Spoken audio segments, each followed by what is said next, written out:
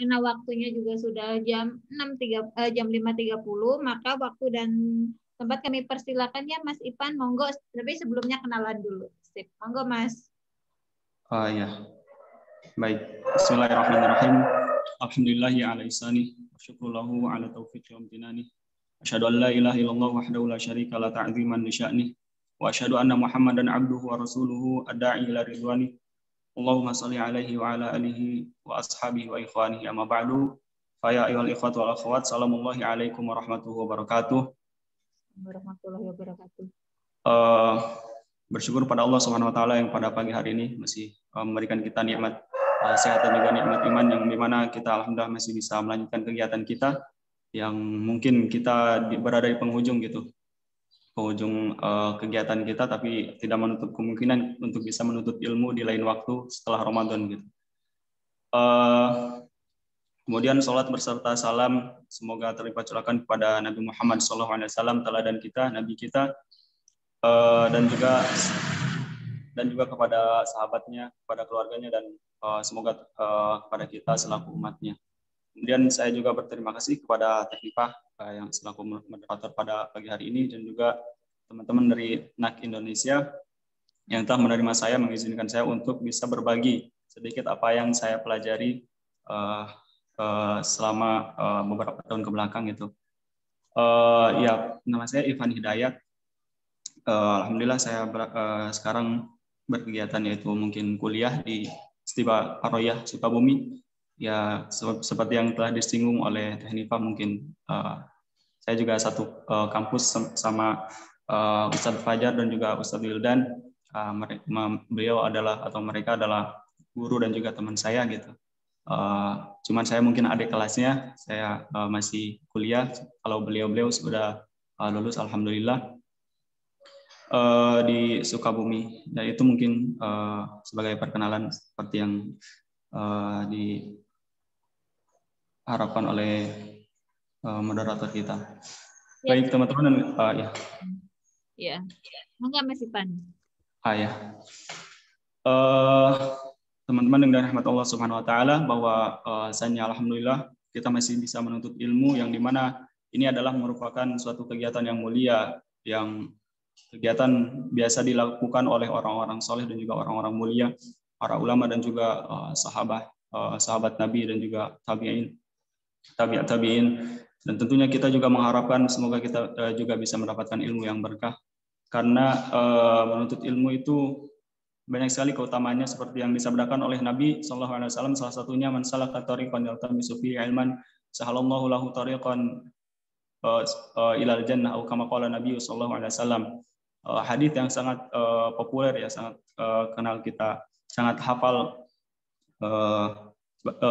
bagi kita sebagai penuntut ilmu, bahwasanya barang siapa yang meniti jalan yang dia maksudkan untuk menuntut ilmu di sini sebagian atau kebanyakan mayoritas ulama menyebutkan adalah ilmu syar'i. Kenapa begitu? Karena ketika Allah mudahkan nanti di akhirat jalannya menuju surga. Karena kalau ditanya kenapa Allah mudahkan jalannya menuju surga, karena sebabnya yaitu di dunia dia mempelajari ilmu syar'i, dan dengan itu dia bisa memahami apa yang Allah larang, apa yang Allah perintahkan, yang mana yang haram, yang mana yang halal, yang makruh, dan juga yang yang muharram, yang mandub juga. Dia mempelajari ajaran-ajaran Allah ini dari ilmu syar'i, yang dimana setelah itu puncaknya dia mengamalkan apa yang dia pelajari. Dalam artian dia mempersiapkan bekal untuk kehidupan di akhirat. Makanya Allah mudahkan dia jalannya menuju surga, karena dia telah mempunyai bekal yang cukup gitu. Yang Allah mudahkan jalannya, dengan itu menuju surganya. Kemudian keutamaan penuntut ilmu yang kedua boleh kita sebutkan adalah makhluk hidup ini, benda-benda yang ada di dunia ini beristighfar kepada kita gitu. Hatta hitan fil bahr, sampai paus di lautan sana pun memohon ampunan buat kita penuntut ilmu. Semoga kita termasuk penuntut ilmu yang diberikan taufik oleh Allah Subhanahu wa taala. Kemudian selanjutnya masuk mungkin ke materi, yaitu tentang pembahasan tentang surat Abasa. Kalau kemarin-kemarin mungkin teman-teman kita dan juga asatidah kita telah berbagi dengan beberapa surat di surat yang lain di juz amma, maka izinkan saya untuk berbagi sedikit sharing tentang surat Abasa. Jadi surat Abasa ini kebanyakan atau jumhur ulama menyebutkan bahwa ini adalah surah Makkiyah. Surah Makkiyah yang diturunkan di Mekah. Surah Makkiyah yaitu surat yang diturunkan sebelum hijrah gitu. Jadi bukan hanya di Mekah saja. Boleh jadi mungkin di luar Mekah ketika Nabi sedang berpergian tapi belum hijrah ke Madinah, maka itu dikategorikan sebagai surat Makkiyah. Surat Abasa ini, sebab turunnya surat Abasa ini yaitu adalah ketika atau mungkin salah satu ciri, saya sebutkan dulu, salah satu ciri surat Makkiyah ini biasanya bercerita tentang keadaan di hari kiamat gitu, bercerita tentang surga, bercerita tentang neraka. Karena apa? Karena di awal-awal dakwah Nabi tentunya mereka merasa baru gitu, merasa belum bisa beradaptasi dengan ajaran-ajaran Nabi. Maka dari itu Allah mendidik hamba-hambanya itu untuk bisa menyucikan diri dulu gitu. Makanya sering bercerita tentang azab, sering bercerita tentang ni'am atau nikmat-nikmat di surga, supaya kita itu merasa takut dan juga merasa rindu kepada surga gitu. Maka dari situ kuatlah iman mereka. Maka tentunya jangan ditanya hasil dari didikan Allah ini dan juga Nabi Muhammad SAW yang dimana kita ketahui bahwa para sahabatnya begitu teguh memegang Islam sampai mereka berani melawan Quraisy yang begitu jumlahnya besar tapi mereka minoritas, tapi mereka teguh kepada imannya. Sampai-sampai disiksa, kita ketahui bahwa ada Bilal bin Rabah juga, ada Yasir dan beserta keluarganya, sampai disebutkan oleh Nabi karena Nabi tidak bisa berbuat apa-apa pada saat itu, maka Nabi Muhammad SAW bersabda, "Sabran ya ala Yasir fa inna mau'idakumul jannah." Bersabarlah keluarga Yasir karena janjimu, tempat kembalimu adalah di surga gitu. Itu pun bisa kita ambil pelajarannya. Kita ketahui saudara-saudara kita di Palestina gitu. Kita tidak bisa membantu mereka dengan raga kita gitu. Tapi insya Allah kita bisa berinfak untuk mereka, untuk bekal untuk iftar mereka, untuk buka puasa kita, yang dimana ketika kita berinfak kepada mereka pun mungkin kita bisa mendapatkan pahala jihad gitu, karena mereka makan dari hasil infak kita gitu. Tapi kita tidak bisa membantu mereka dengan raga kita, dan minimalnya kita bisa mendoakan mereka di akhir-akhir bulan suci Ramadan ini, seperti yang telah dilakukan oleh Nabi SAW kepada keluarga Yasir gitu. Nah, surat Makkiyah ini di surat Abasa ini juga di akhir-akhir ayat bercerita tentang hari kiamat.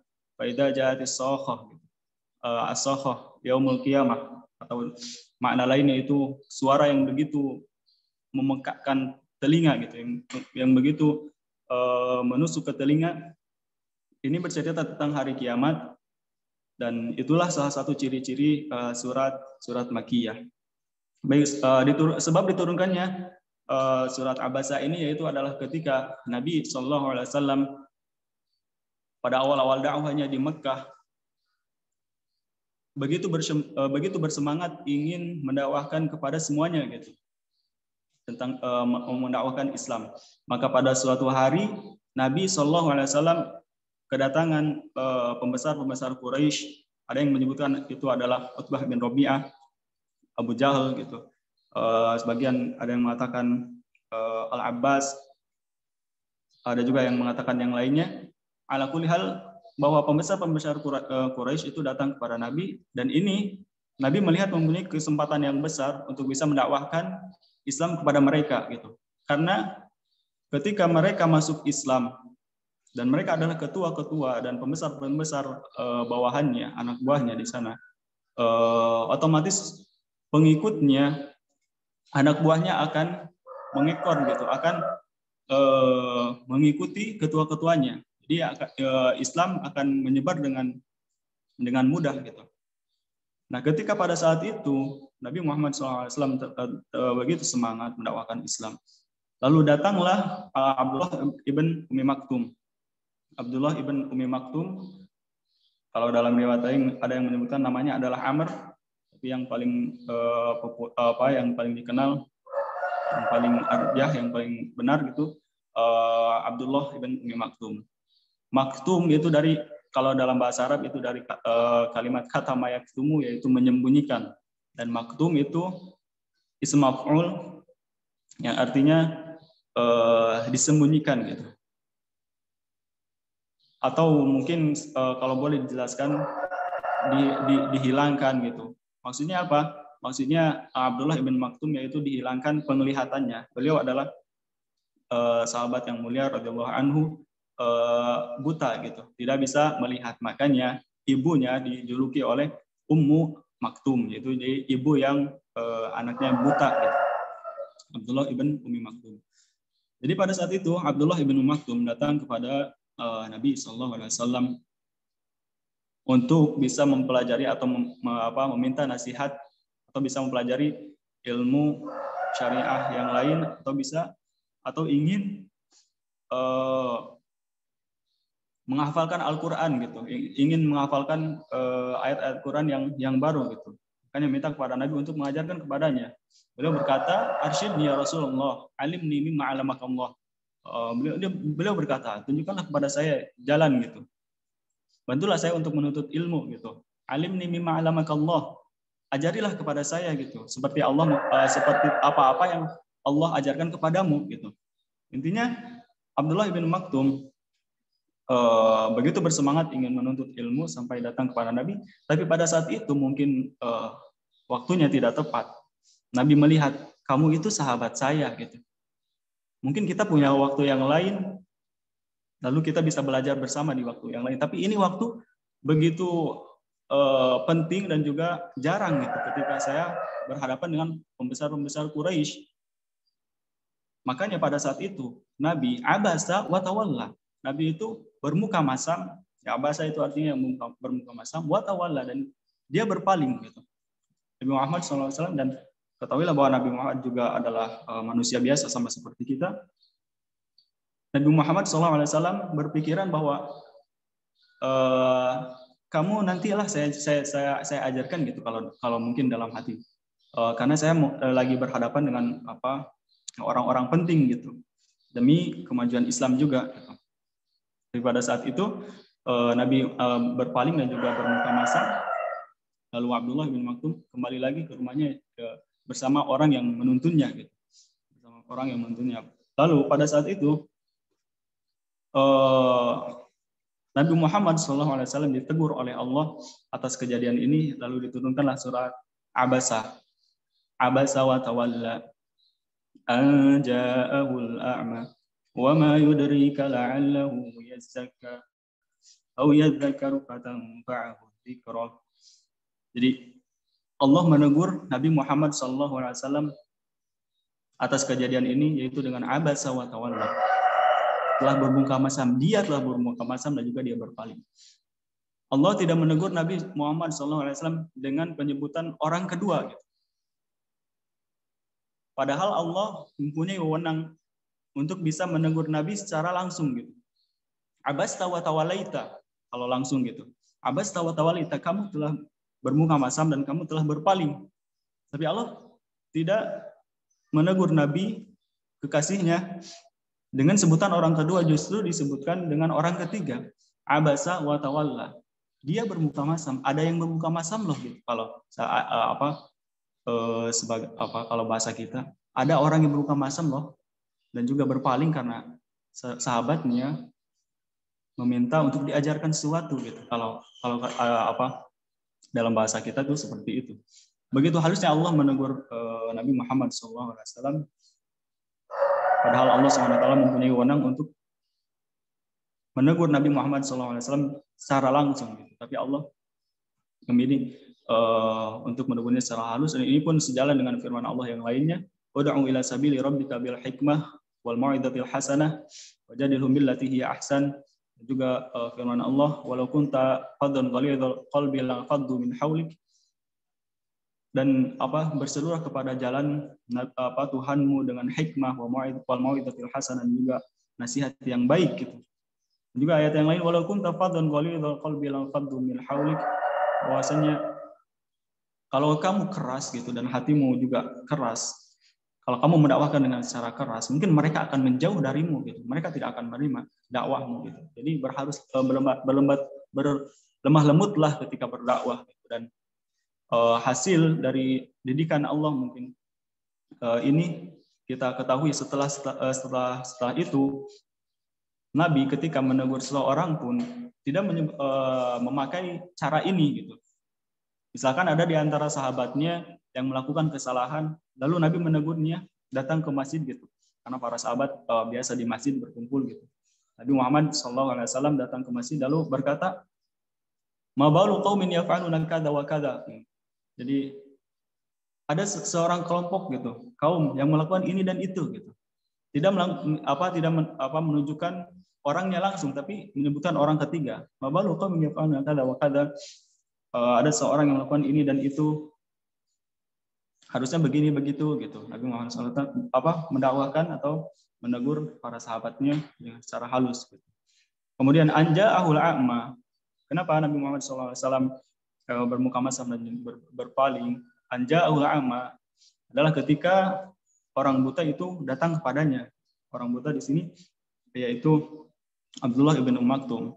Al-a'ma, penyebutan orang buta di sini bukan berarti Allah mengajak Abdullah bin Maktum, tapi ini bentuk penegasan karena kita pun dapat mengetahui ketika dalam kitab-kitab para ulama ada yang namanya Al-A'mash dan juga Al-A'raj. Al-A'mash itu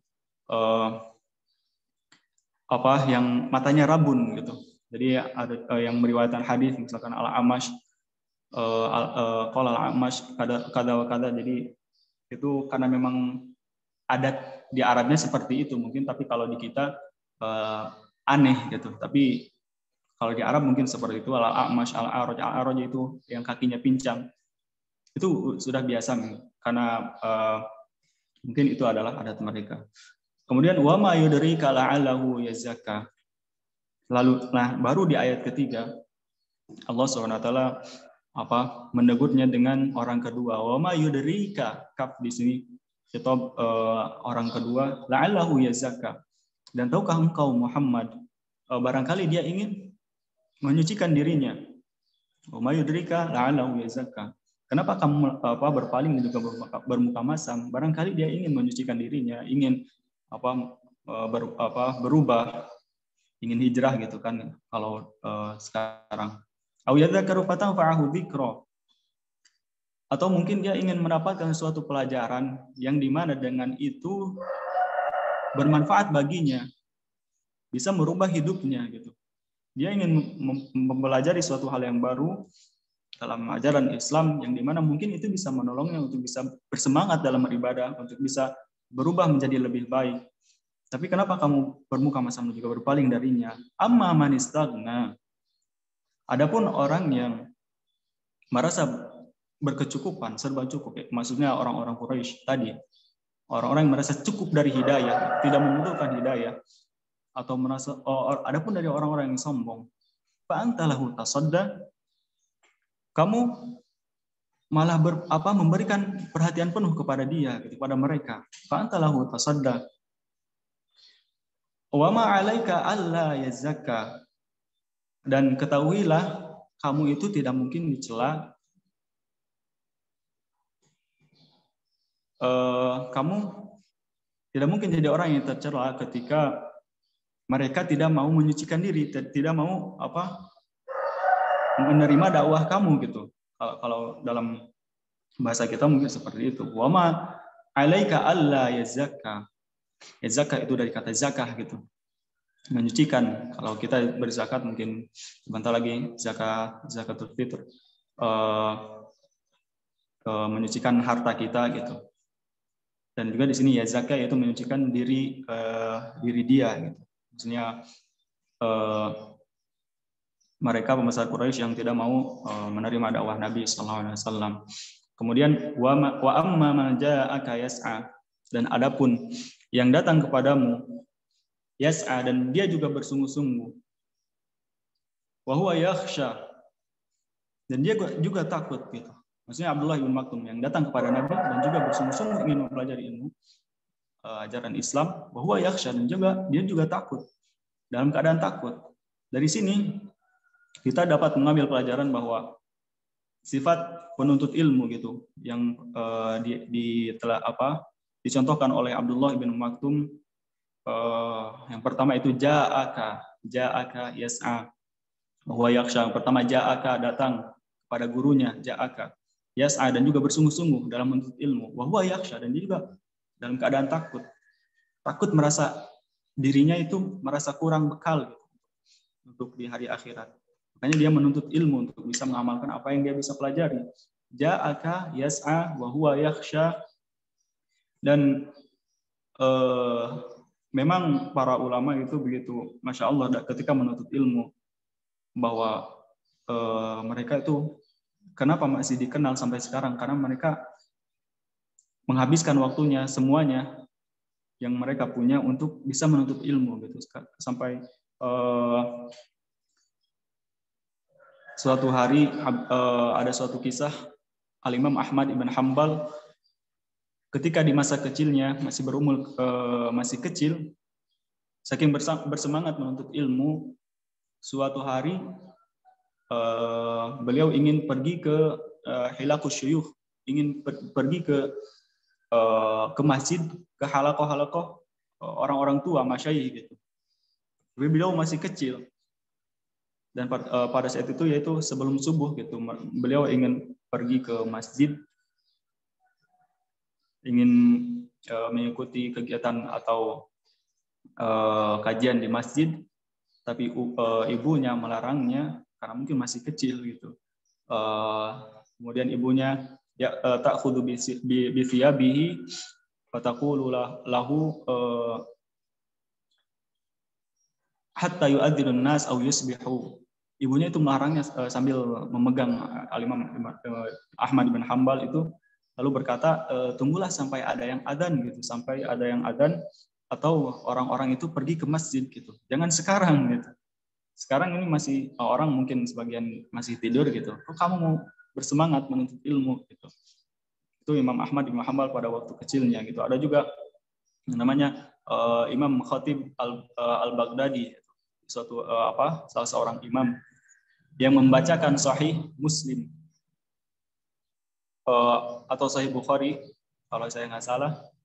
Itu merupakan buku yang begitu tentunya berjilid-jilid dan juga banyak, membacakan kitab itu kepada gurunya hanya dalam 3 waktu. Hari pertama dari maghrib sampai subuh, hari kedua dari maghrib sampai subuh, sampai hari ketiga dari zuhur sampai maghrib, terus dari maghrib dan sampai subuh. Ini untuk membacakan satu kitab ini gitu. Saking bersemangatnya hanya dibacakan dalam 3 hari, dan itu pun bukan 24 jam. Juga ada salah satu ulama Muhammad ibn Tabban di awal-awal pembelajarannya gitu, ketika dia menuntut ilmu, dia begitu bersemangat menuntut ilmu sampai terkadang begadang sampai larut malam untuk bisa menuntut ilmu, untuk bisa belajar gitu. Maka ibunya melarangnya karena khawatir akan kesehatannya gitu. Maka ibunya melarang dan terkadang menyuruhnya untuk tidur di awal waktu gitu. Maka pada suatu malam Muhammad bin Tabban ini mengakali ibunya gitu, karena saking ingin belajar. Kalau dulu kan yang cuma ada lentera gitu kan, kalau mungkin lilin kayak seperti itu. Dia belajar dengan itu. Lalu ketika ibunya datang, dia tutup lampunya itu, lentera itu dengan kuali yang besar mungkin ya kalau sekarang. Ditutup supaya ibunya mengira dia telah tidur. Gitu.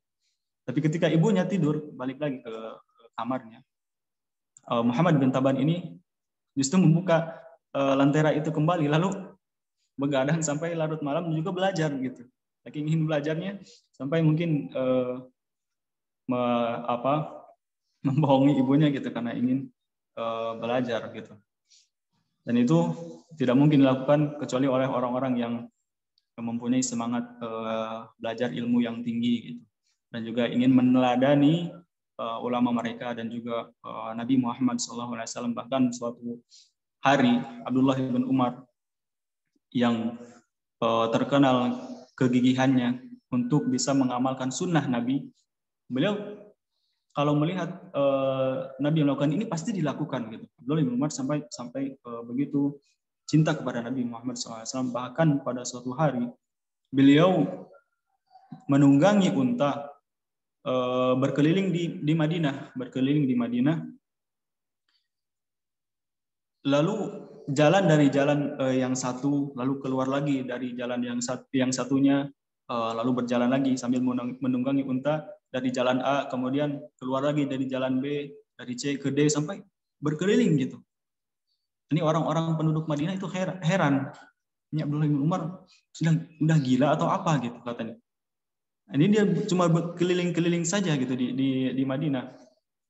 Lalu ditanyalah, ya Abdullah bin Umar, apa yang kamu lakukan gitu? Dari tadi kamu mondar-mandir gitu kan dengan untamu. Apa yang beliau jawab? Coba perhatikan. Saking cintanya kepada Nabi Muhammad SAW, la'allal khub yaqa'u 'alal khub. Semoga saja sepatu unta saya gitu yang saya tunggangi itu menginjak bekas sepatu unta yang dulu pernah ditunggangi oleh Nabi Muhammad SAW. Nggak habis pikir, saking cintanya kepada Nabi, beliau ingin menginjakkan untanya yang dulu pernah Nabi Muhammad SAW lewat dari di situ gitu. Dia ingin lakukan hal yang sama. Kemudian juga suatu hari ketika Abdullah bin Umar, kalau nggak salah mereka berserta para sahabatnya pergi ke haji gitu, bersama rombongan jemaah gitu. Dulu disuruh berhenti dulu katanya, berhenti dulu. Terus dia pergi ke sudut gitu, di perjalanan itu pergi mungkin ke belakang gitu, untuk bisa buang air kecil, kencing gitu. Lalu para sahabatnya heran gitu. Lalu pas kembali lagi Abdullah bin Umar, lalu ditanya, kamu menyuruh kita untuk berhenti untuk melihat kamu buang air kecil gitu. Kata coba apa yang dijawab oleh Abdullah bin Umar. Itu apa katanya? Dulu saya ketika pergi bersama Nabi, saya tuh pernah loh melihat Nabi Muhammad SAW buang air kecil di sana, dan saya ingin melakukan hal yang sama katanya. Saking cintanya kepada Nabi Muhammad SAW. Dan juga ada salah satu ulama yang pernah menghafal banyak hadis gitu, karena seperti yang kita sebutkan bahwa ketika menuntut ilmu itu puncaknya itu adalah mengamalkan. Jadi rasul ilmi at-taqwa wa laysa an yuqalu annaka alim.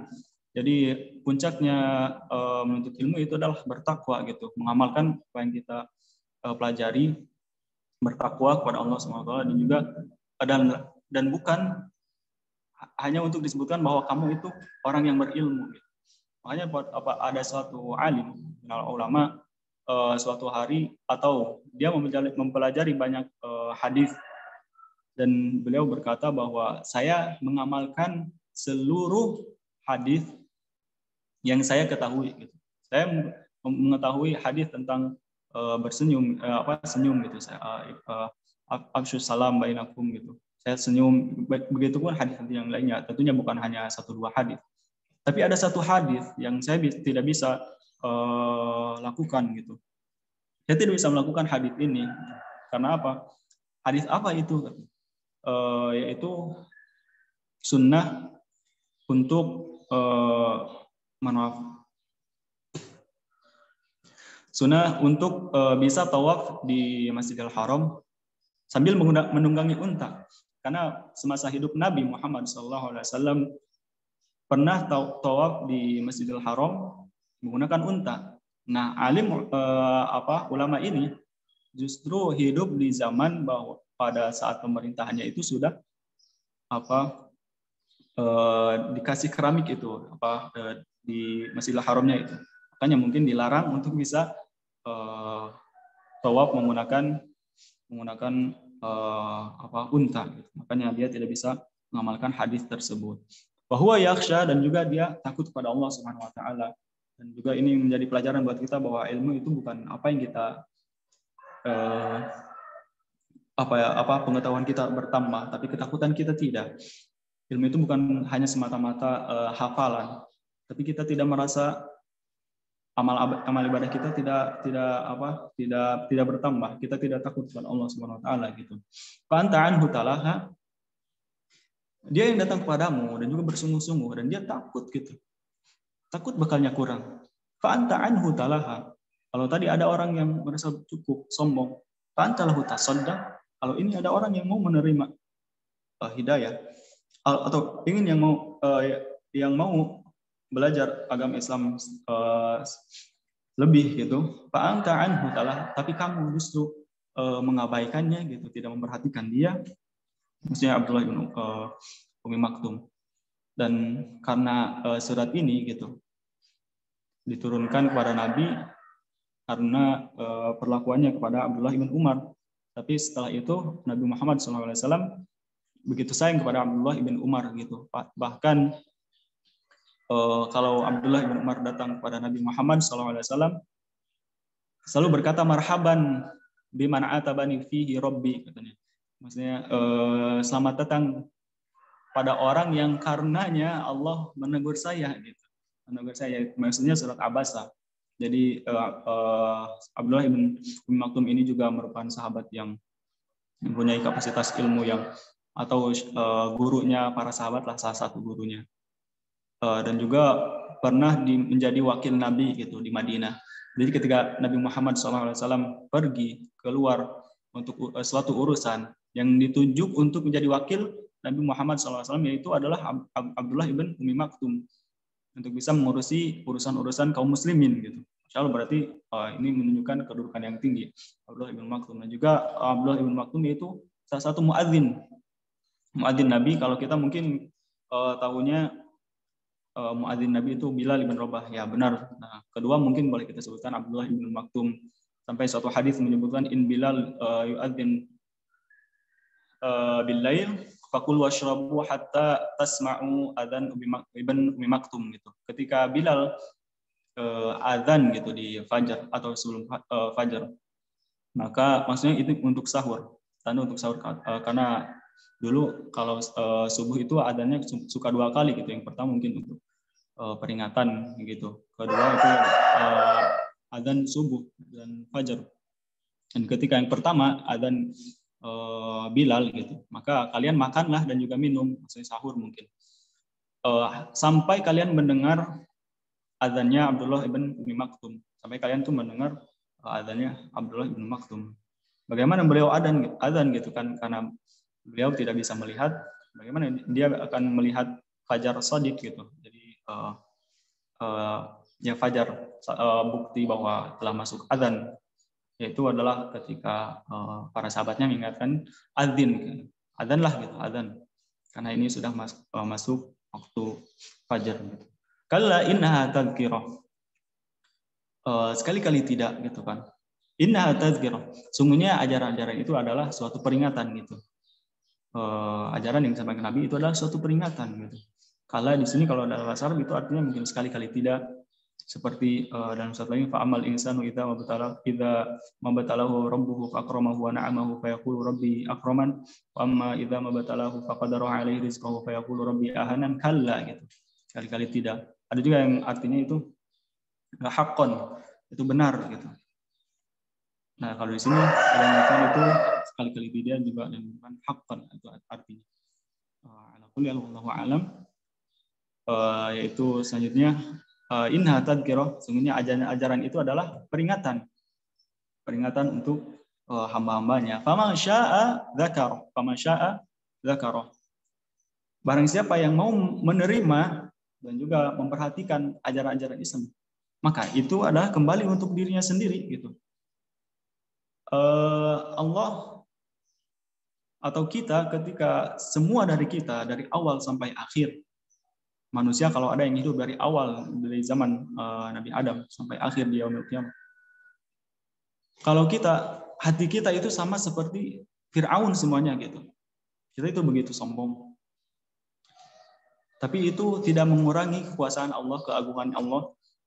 Dan adapun kalau kita bertakwa, seluruh dari kita gitu, bertakwa, itu pun tidak menambah kekuasaan Allah dan juga keagungan Allah. Itu maksudnya kembali kepada kita. Kalau kamu ya mau menerima ibadah, menerima dakwah, ya.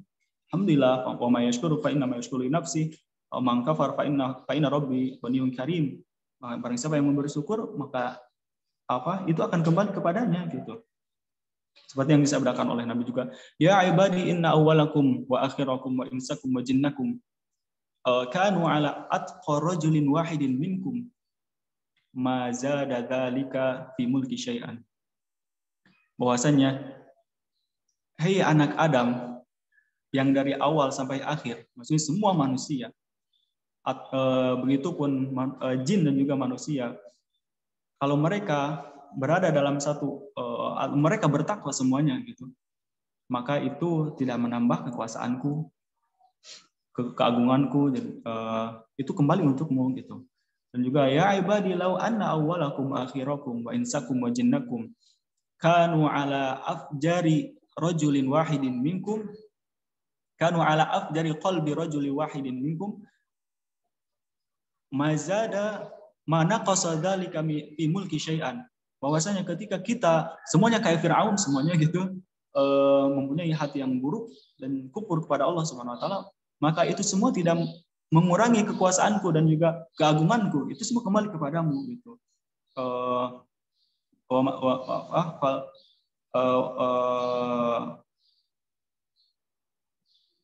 Ya, wa may yashkuru fa inna ma yashkuru li nafsihi wa man kafara fa inna rabbi ghaniyyun hamid. Fa inna Allaha ghaniyyun hamid. Bahwasanya ya itu kembali kepada kita, bahwa kita yang butuh, bukan Allah yang butuh atas keimanan kita. Terus ayat selanjutnya fi suhufim mukarramah. Suhuf itu ada yang menafsirkan bahwa itu adalah kitab-kitab seperti Al-Qur'an dan juga Injil, Zabur gitu. Kitab-kitab yang lainnya. Ada juga yang mengatakan bahwa suhuf itu adalah Lauhul Mahfuz fi suhufim mukarramah gitu.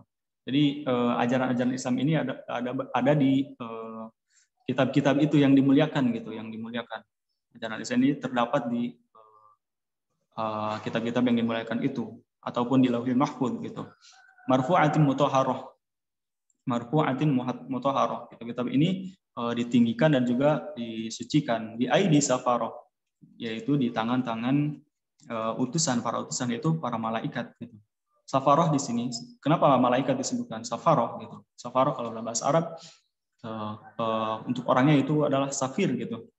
Kalau sekarang mungkin seperti duta gitu, kedutaan suatu negara. Ketika negara mengirim duta ini ke negara yang lain, yaitu otomatis duta ini mempunyai tugas untuk bisa menghubungkan dua negara tersebut. Nah, sama seperti malaikat juga, bahwa dia adalah utusan atau penghubung antara Allah dan juga hambanya gitu. Kan wahyu diturunkan melalui Jibril. Dan dia adalah malaikat gitu. Itu kenapa disifati dengan safaroh gitu. Kiramim bararah, dan juga yang mulia dan berbakti. Mulia dan berbakti. Seperti yang di ayat lain Allah menyebutkan la ya'suna Allah ma amarahum wa yaf'aluna ma yu'marun gitu. Bahwa malaikat ini tidak membangkang gitu kepada Allah Subhanahu wa taala ketika diperintah, dan juga mereka melakukan apa yang diperintahkan kepada mereka gitu. Ayat selanjutnya, qutilal insanu ma akfarah. Qutilal insan, celakalah mereka gitu, manusia. Ma akfarah. Ma di sini ada dua kemungkinan kata para ilmu ulama tafsir. Kalau dalam bahasa Arab itu ma itu mungkin yang sudah mempelajari nahwu gitu, mempelajari bahasa Arab, ma di sini atau ma itu banyak sekali fungsinya gitu. Ada ma ta'ajubiyah, dan juga ma istifhamiyah, juga ma yang bermakna alladzi, dan juga ma yang lainnya gitu. Ada banyak gitu, bermacam-macam. Nah, bagaimana kita bisa mengetahuinya? Tentunya kita harus belajar bahasa Arab gitu. Ma akfarah. Ada yang menentukan ma di sini ta'ajubiyah seperti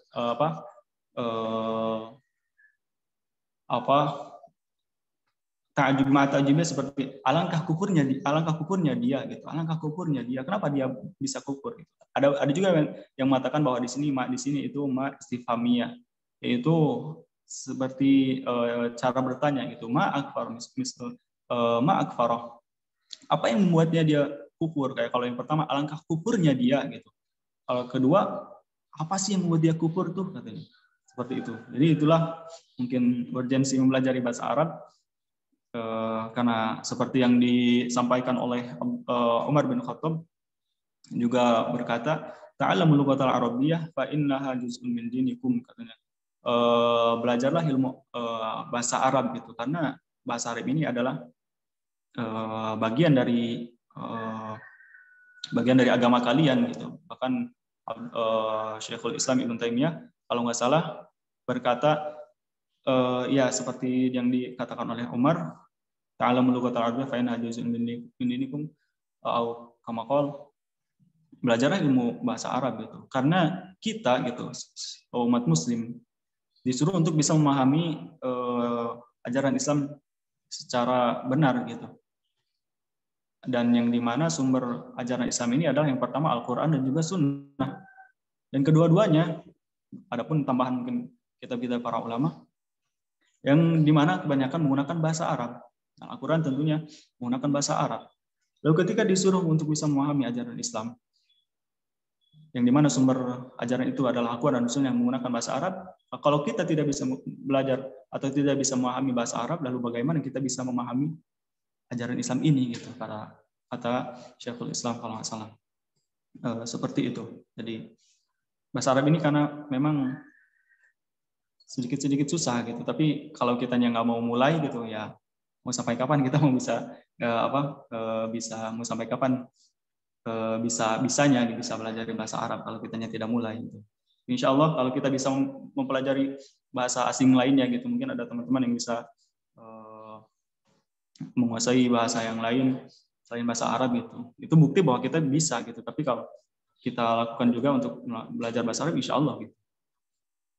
Kemudian selanjutnya min ayyi syai'in khalaqah, dan apakah Allah dari apakah Allah menciptakan manusia gitu. Khalaqahu min nutfatin khalaqahu faqaddarahu, yaitu dari setetes mani gitu. Dia ciptakan lalu faqaddarahu menentukannya, itu menentukan ajalnya dan juga rizkinya gitu. Min nutfah, jadi manusia diciptakan dari setetes mani seperti yang di ayat lain, falyanzuril insanu mimma khuliqa mimma indafiq. Lihatlah manusia diciptakan dari apa gitu, dari air yang terpancar gitu. Maksudnya dari air mani. Tsumma sabila yassarah. Tsumma sabila yassarah. Sabil, nah di sini pentingnya juga bahasa Arab. Di sini ada harful atf, yaitu kata sambung atau kata gandeng gitu ya. Tsumma itu artinya kemudian.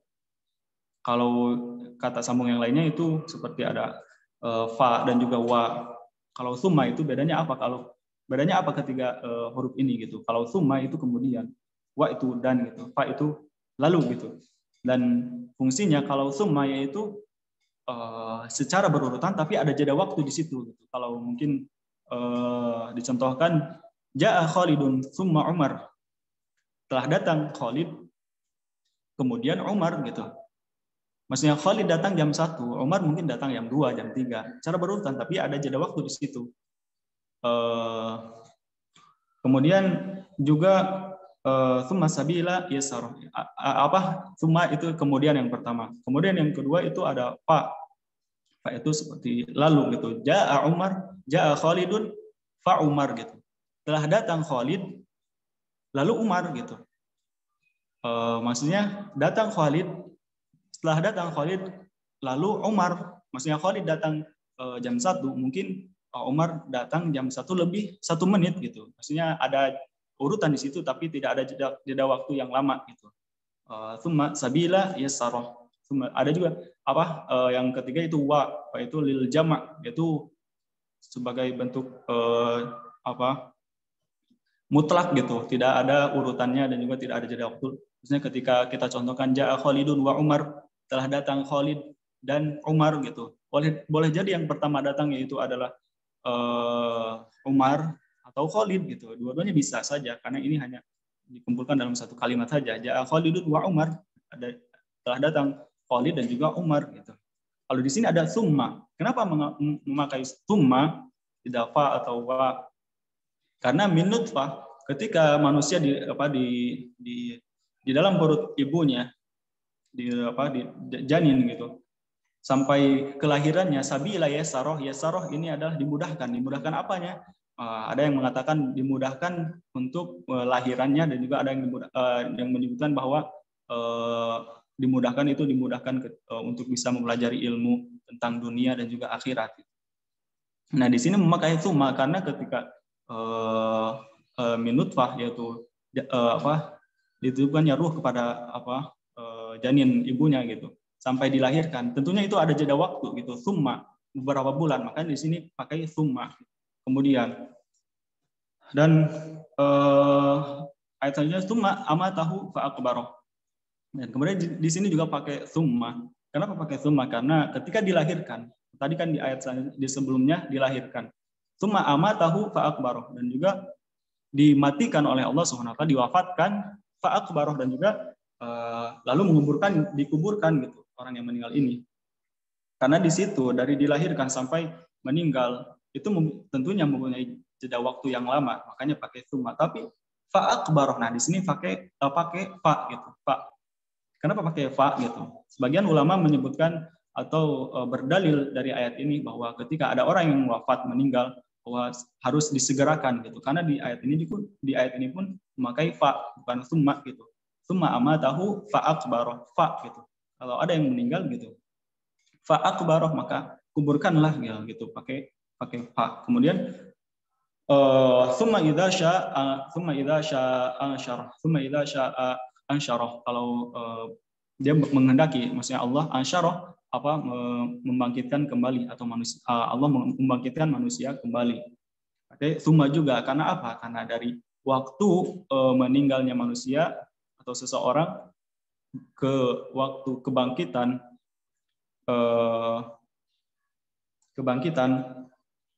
yaitu dalam waktu yang sangat lama gitu. Nah, di sini juga pakai summa. Kemudian kalla lamma yaqdi ma amara. Sekali-kali tidak, lamma yaqdi ma amara.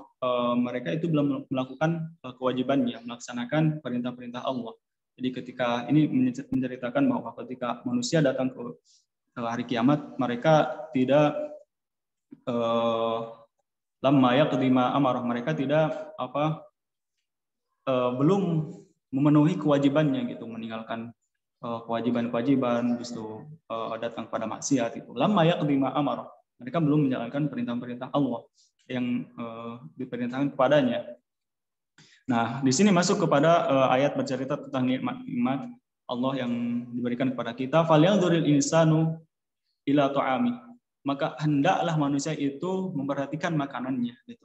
Disebutkan di sini nikmat-nikmat ke depan di ayat ini. Anna sababanal ma'a sabba.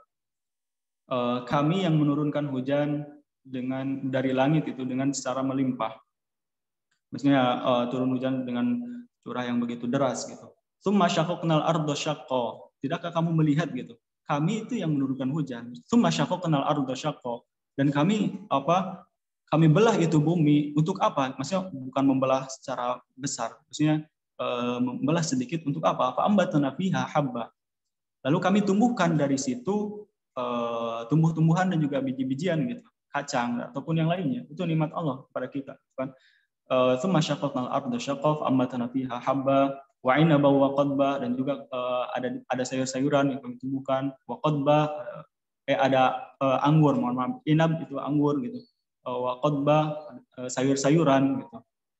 Wa zaitun wa nakhla, juga zaitun dan nakhl gitu. Nakhl itu pohon kurma gitu. Nakhlun itu pohon kurma. Kalau kurmanya itu tamar. Wahada iqagulba, dan ada juga kebun-kebun yang rindang gitu. Kami tumbuhkan semua itu. Wa fakihata wa aba, ada juga buah-buahan dan juga rumputan gitu. Untuk apa gitu? Mata'al lakum wa li'an'amikum. semua itu untuk kesenanganmu, untuk kebutuhanmu, dan juga untuk hewan ternakmu, gitu, hewan ternakmu. Kita makan, terbukti kita memang makan dari nikmat-nikmat Allah yang telah disebutkan, gitu, sayur-sayuran, tumbuh-tumbuhan, biji-bijian dan yang lainnya, gitu. Untuk apa? Allah menyebutkan ini untuk supaya bahwa kita itu selalu mengingat nikmat Allah Subhanahu wa taala. Karena kalau misalkan ada seseorang yang memberikan kepada kita misalkan beberapa juta, kita pasti bersyukurnya, Masya Allah, pasti berterima kasihnya itu berhari-hari gitu, tidak berhenti. Karena saking butuhnya kita kepada itu, kepada uang tersebut gitu. Lalu justru yang berinfak ini justru memberikan setiap hari gitu. Kedua harinya diberikan, kita berterima kasih kembali, ketiga harinya diberikan berterima kasih kembali, tapi mungkin tidak seperti hari pertama, sampai tiap hari diberikan, dan kita mungkin merasa biasa gitu, sudah merasa biasa, saya diberikan ini ya udahlah biasa gitu udah. Nah kita pun menerima nikmat yang begitu banyak, nikmat sehat dan juga bisa melihat, mendengar. Coba sekali-kali kita pergi ke rumah sakit jiwa gitu. Kalau kata Syekh ada di kitab menyuruh kita untuk pergi ke rumah sakit jiwa, untuk apa? Coba lihat, perhatikan gitu. Bukan untuk menjelek-jelekan mereka. Coba lihat mereka gitu. Mereka pikirannya tidak jelas gitu. Kita alhamdulillah bisa berpikir dengan benar gitu. Dan juga kita bisa melihat. Coba lihat orang-orang yang tidak bisa melihat gitu. Nah, itu untuk bisa mengingat kembali nikmat-nikmat Allah gitu. Itu mungkin salah satu tujuan ketika disebutkannya ayat-ayat ini gitu, supaya kita bisa bersyukur setiap hari gitu kepada atas nikmat-nikmat Allah. Wa may yashkur fa inna ma yashkuru li nafsi, wa kafara fa inna Allaha ghaniyyun hamid gitu kan. Kalau kita bersyukur ya kita kembali lagi kepada kita. Lalu masuk ke ayat tentang hari kiamat. Fa idza ja'atis sakhah. As-sakhah di sini ada yang menyebutkan itu nama kiamat. Nama kiamat kan ada banyak gitu kan, Yaumuddin, Yaumul Qiyamah gitu. Juga yang lainnya. Di sini ada yang menyebutkan as-sakhah itu nama hari kiamat. Ada juga yang menyebutkan bahwa as-sakhah itu adalah suara yang begitu keras, itu suara sangkakala, yang begitu keras, yang begitu mengangkatkan telinga kita gitu, yang begitu keras sampai kita bisa mendengar, telinga kita terasa sakit karena saking keras suara itu gitu. As-sakhah, fa idza ja'at as-sakhah, maka apabila datang as-sakhah yaumul qiyamah, atau suara yang tadi, yauma yafirrul mar'u min akhihi wa ummihi wa abihi wa sahibatihi wa bani likulli imri'in minhum yauma idzin sya'nu yughni. Maka pada saat itu, pada hari itu, yafirrul mar'u min akhihi, manusia itu akan lari dari saudaranya, dan juga lari dari ibu dan bapaknya, dan juga lari dari istri dan anaknya. Karena apa? Likulli imri'in minhum yauma idzin sya'nu yughni, karena mereka mendapatkan sesuatu yang sangat dahsyat, yaitu apa ya? Mungkin mereka menyesal karena tidak bisa membekali dirinya di waktu dunia, di semasa hidupnya di dunia untuk bisa kembali ke surganya. Mereka tahu bahwa amal mereka kurang, makanya mereka sibuk, ini gimana keadaan saya nanti, saya masuk surga atau neraka. Yauma yafirul mar'u min akhi wa ummihi wa abihi wa sahibatihi wa banihi likulli imri'in minhum yauma idzin sya'nu yughni. Mereka itu sibuk, nafsi gitu. Ini diri saya gimana? Lalu datang kepada nabi yang satu minta syafaat. Lalu nabi tersebut menunjukkan kepada nabi yang lain, sampai nabi yang lain gitu. Ketika kita sibuk lalu lalang di hari kiamat gitu, meminta pertolongan sana sini, tentunya itu hari yang sangat dahsyat. Kita sibuk untuk mencari keselamatan kita di akhirat. Sibuk hanya memikirkan diri sendiri, sampai Aisyah berkata bahwa sami'tu Rasulullah SAW yaqul yuhsyarun nasu yaumal qiyamah hufatan uratan burla gitu. Jadi manusia itu dibangkitkan dengan keadaan telanjang dan juga tidak beralaskan kaki dan juga belum dikhitan. Terus Aisyah itu berkata kepada Rasul, bertanya, ya Rasulullah, ar-rijal wa nisa jami'an yanzuru ba'dhum ila ba'd, qalat, dia berkata bahwa laki-laki dan manusia tidak pakai kain gitu, tidak pakai baju. Apakah mereka bisa mungkin mereka kan melihat aurat yang lain gitu pada yang lainnya. Apa kata Nabi? Jawabannya, al-amru asyaddu min an yanzura ba'duhum ila ba'd. Katanya keadaan saat itu justru sangat dahsyat, yang hal-hal semacam itu tidak mungkin terpikirkan karena dia memikirkan keselamatan mereka gitu. Tapi pada saat itu ketika memikirkan keadaan kita di akhirat, ada satu orang yang mencintai kita dari dulu sampai hari kiamat, yang rela dipukuli, dihinakan gitu, bahkan sampai diusir, ketika datang kepadanya gitu di Taif juga, bahwa ketika diusir oleh penduduk Taif sampai dipukul sampai berdarah-darah, datang kepadanya malaikat gunung itu untuk mohon izin untuk bisa membalikkan gunung yang berada di daerah tersebut, itu bisa memusnahkan penduduk Taif tersebut. Al-Akshabain, Al-Jabalain itu gunung yang besar. Maka malaikat tersebut mohon kepada Nabi untuk bisa memusnahkan mereka gitu. Tapi Nabi Muhammad SAW justru berkata, justru saya berharap ada keturunan mereka gitu yang beriman kepada Allah dan juga meninggikan kalimat Allah gitu. Sampai itu di dunia, sampai di akhirat Nabi Muhammad SAW sajadah bersujud kepada Allah SWT, meminta syafaat untuk bisa mengeluarkan umatnya di neraka gitu. Fayahudul lihadan, maka Allah memberikan batasan untukku untuk bisa mengeluarkan umatku gitu. Maka mereka dikeluarkan lalu bersujud kembali kepada Allah, bersujud kembali kepada Allah untuk bisa mengeluarkan umatnya. Lalu Allah bilang pada akhirnya, akhrij minan nar man kana fi qalbihi mithqala dzarratin minal iman. Keluarkanlah umatmu dari neraka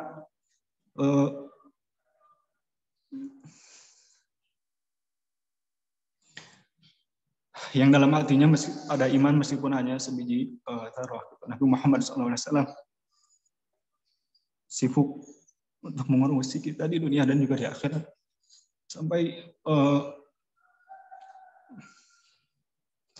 menyambut kita di depan pintu surga, lalu masuk bareng-bareng bersama umatnya gitu. Semoga kita bisa berkumpul sama nabiyin wa syuhada'i wa sholihin wa hasuna ulaika rafiqa. Semoga kita bisa berkumpul dengan para nabi dan juga orang-orang soleh dan juga orang-orang yang syahid di jalan Allah. Kemudian ayat selanjutnya yaitu wujuhu yauma idzin musfirah. Maka pada hari itu wajah-wajahnya ada yang berseri gitu. Di hari kiamat ada dua kelompok, bahwa ada yang pertama ada yang berseri, kemudian ada yang kedua dhahikatun mustabsyirah, ada juga yang tertawa karena senang.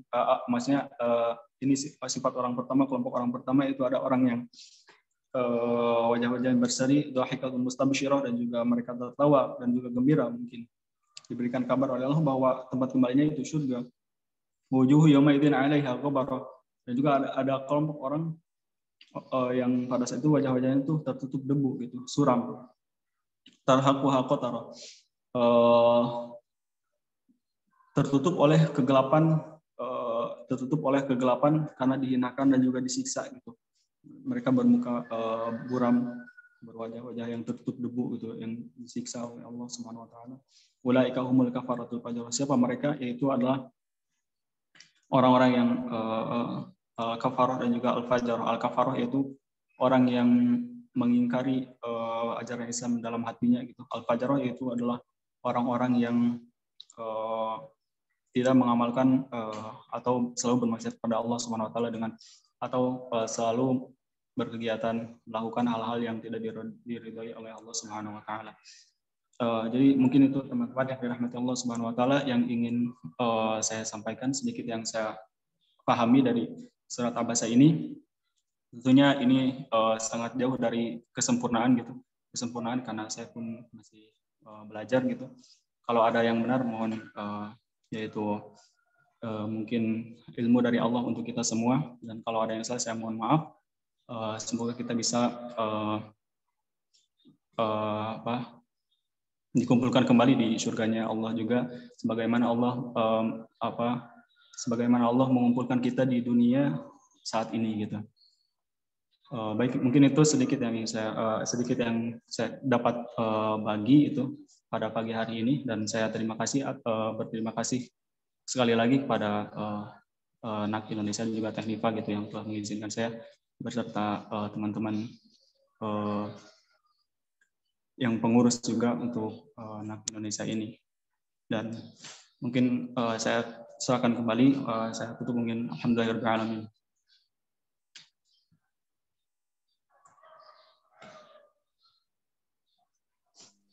Teh Nifas sudah balik belum ya Teh? Teh Nifas belum ya? Tadi saya izin jam 6.22 tadi, mungkin lagi beli sayur. Jadi mungkin iya. nanti ya izin sebentar tadi. Oh iya Pak. Ini jazakallahu khairan ya Mas Ipan. Iya Dan Pak. juga salam nih buat klub Sukabumi. Ada Mas Wildan, Mas Fajar juga. Oh iya, insya Allah Pak saya sampaikan. Dan sekarang saya juga gembira karena bisa mengenal Mas Ipan juga. Yang selain Mas Wildan, Mas Fajar, selain Mas Ipan juga masih ada nggak? Boleh diajakin juga Mas untuk sharing subuh. Oh, teman-teman saya sih banyak Pak gitu. Kalau Ya. Bapak minta seperti itu ya insya Allah saya sampaikan ke teman-teman saya gitu. Tapi nanti di story morning ya, karena kalau tinggal 1 hari dan insya Allah besok yang sharing Mbak Devi. Jadi mungkin kalau nanti ada teman-teman Mas Ivan bisa dijadwalkan story Pak, morning. Ya, nanti setelah Ramadan insya Allah. Oh iya, insya Allah. Nah ini menarik tadi Mas Ivan bicara soal ada orang yang belajar Quran tapi makin tambah ilmunya tapi tidak makin takut sama Allah gitu ya. Nah, ini di grup WA sebelah ini kok ada diskusi terkait sama artikel dari Pak Dahlan Iskan. Setiap hari kan ada diswe itu dari Pak Dahlan Iskan. Nah hari ini tuh artikelnya tentang orang yang pernah dipuji-puji oleh Pak Dahlan gitu. Tapi terus sekarang tertangkap KPK gitu. Seorang bupati yang nggak perlu disebut lah ya. Terus bupati mana apalagi namanya nggak perlu disebut.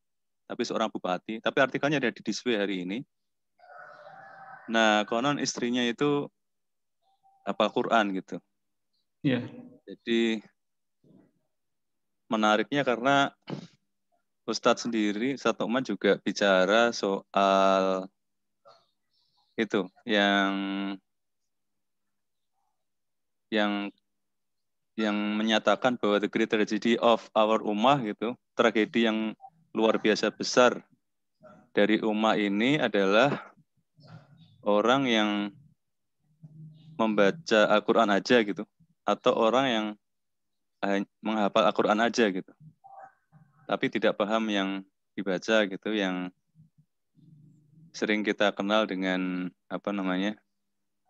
salah satu hadis dari kalau nggak salah dari Bukhari yang itu Mas Ipan la yujawizu taraqiyahum itu ya kan, yang baca Al-Quran tapi tidak sampai melebihi kerongkongan gitu kan.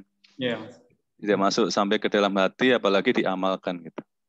Jadi ini luar biasa karena bisa pas gitu.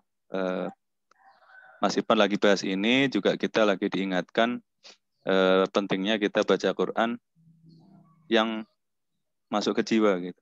Betapa menyedihkan ketika kita menghadap Allah gitu di sholat kita, entah sebagai imam, entah sebagai makmum, tapi kita nggak paham gitu. Ini lagi ngomong apa nih sama Allah gitu. Harusnya dialog, terus conversation gitu kan, ada percakapan.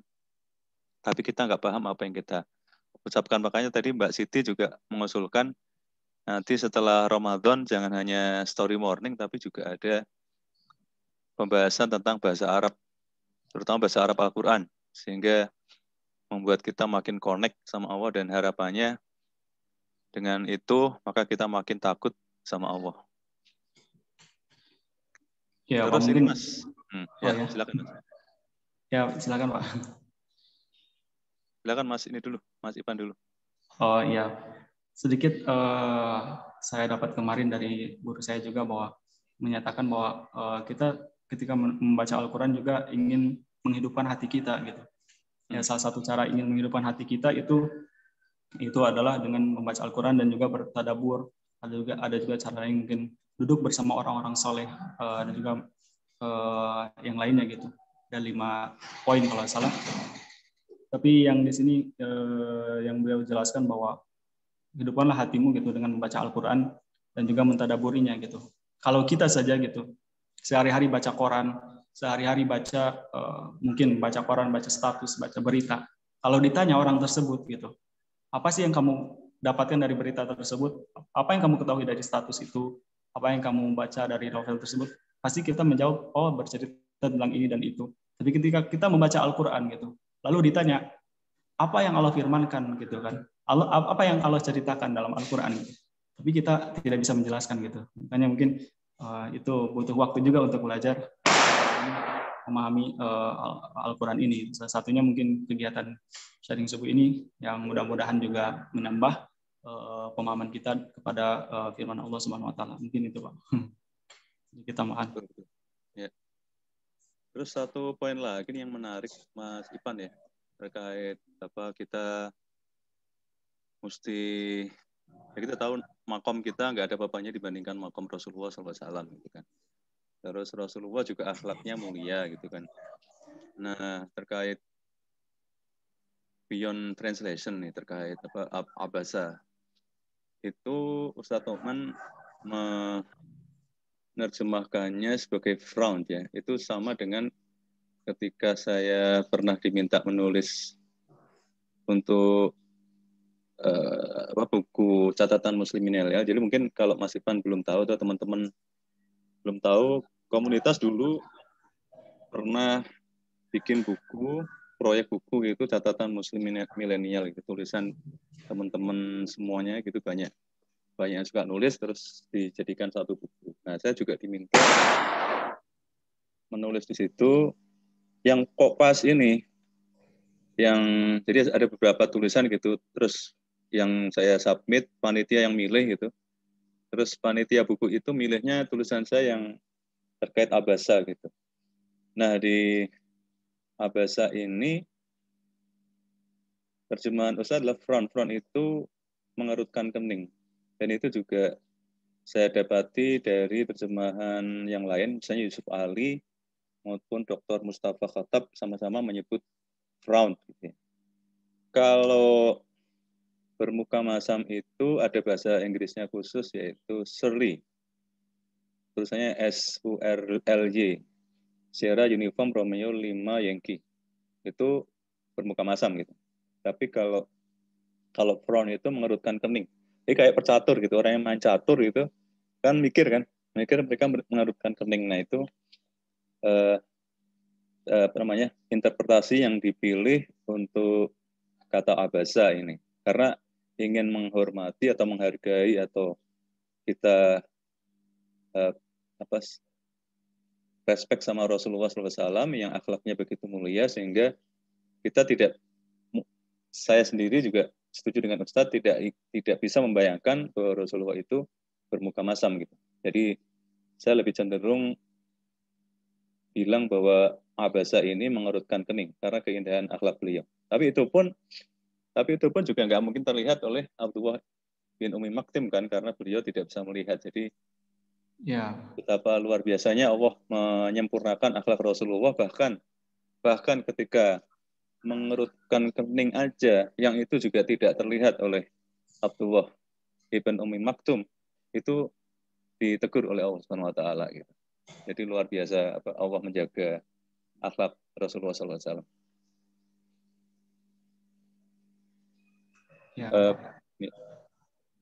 Silakan Mas, mungkin teman-teman yang lain kalau ada komen atau mungkin pertanyaan silakan. Mungkin Mas Ivan tadi mau menambahkan, Mas.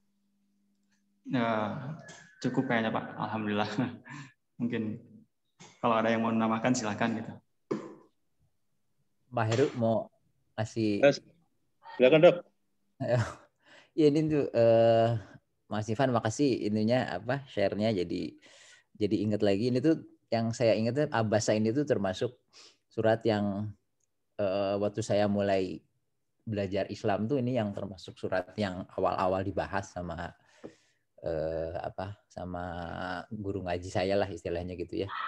Jadi ini berkesan sekali waktu itu tuh yang surat Abasa ini tentang penentuan prioritas gitu. Kalau kita mau ngajarin seseorang itu tuh prioritasnya tuh, ya ini tambahan aja yang saya tangkap ya, maksudnya dari sini tuh kita tuh nggak lihat dari atribut yang dimiliki oleh orang tersebut, ataupun walaupun misalnya Rasul pasti nggak ngelihat karena itu, tapi Rasul tuh ngelihatnya bahwa pembesar ini kalau gabung sama Islam maka akan memudahkan dakwah gitu. Nggak ada istilahnya melihat kaya dan miskinnya, cuman ini untuk kepentingan dakwah juga.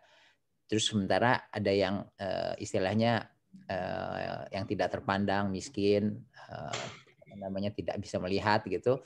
Tapi kalau dia punya niat untuk belajar Islam gitu, itu yang harus dapat prioritas gitu. Itu tuh selalu ditekankan kalau kita nanti mau ngajarin orang, ya lihatnya yang itu, bukan atributnya. Terus ya tadi yang saya ingatnya itu memang, jadi Rasul itu malah state of mind-nya itu nggak dibahas di sini. Jadi Rasul tuh yang saya ingat ya, kan itu udah lama dengernya, penjelasan Ustadz Noman tuh di Concise Commentary itu nggak marah Rasul tuh sama Ibnu Battuta itu, cuman jadi di dalam hatinya tuh kayak ada penentuan prioritas gitu. Jadi sama sekali nggak marah, cuman frown aja gitu ya, kayak orang main catur itu. Jadi nggak kelihatan bermuka masam gitu. Walaupun bermuka semasam apapun juga kan nggak kelihatan sebenarnya sama tapi maksudnya frown, ya memang betul frown. Saya baru ingat itu tuh memang cuman ngernyit gitu. Jadi kayak yang, duh ini gimana nih nentuin, jadi nggak enak ke Umi Maktumnya gitu. Jadi saking halusnya Rasul tuh, dia tuh nggak ngerasa Umi Maktumnya mengganggu dakwah, tapi ini gimana ngomongnya gitu, aduh susah. Jadi pada saat itu tuh seolah-olah di hatinya Rasul tuh ini prioritasnya lagi ke sini dulu nih gitu. Nah itu aja begitu langsung langsung dikritik gitu, diperbaiki sama Allah tuh, bahwa mereka tuh orang-orang yang istilahnya menganggap diri mereka tinggi, merasa Rasul yang butuh gitu. Allah tuh nggak butuh yang kayak gitu. Sementara orang yang ini tuh mereka tuh benar-benar satu ini pengen belajar tentang Islam yang benar gitu. Nah itu yang seharusnya dapat prioritas gitu. Mungkin yang saya ingat sih itu ya, memang yang tadi nambahin jadi sama sekali intinya tuh Rasul tuh sama sekali tidak marah sama sekali gitu. Cuman dia bingung gitu, gini gimana mau ngomongnya, ini kan satu lagi ngomong ini, satu lagi yang nanya, ini mau yang mana dulu nih, makanya menggernyit sedikit gitu. Itu aja tuh sangat subtle katanya tuh. Kalau frown itu tuh kadang-kadang nggak kelihatan sama orang yang nggak buta aja tuh nggak kelihatan frown itu tuh, kadang-kadang cuma sedikit gitu. Jadi kayak yang, aduh ini mau gimana gitu. Yang saya tahu sih gitu. Tambahannya yang buat tadi yang frown yang Pak Heru bilang, jadi itu ada state of kayak yang Rasul tuh lagi milih prioritasnya ini nanti gimana ini. Nah itu aja udah diperbaiki sama Allah, karena standar, kata Ustadz Noman tuh standar Rasul tuh udah sangat tinggi sekali. Bahkan yang kayak gitu aja, yang hatinya aja menentukan prioritas slide gitu akan lebih tinggi dulu, itu tuh udah dapat kritisi gitu. Mungkin itu Pak Heru. Mantap Dok, mantap. Ini dari Mbak Siti ada pertanyaan nih Mas Ivan. Oh iya.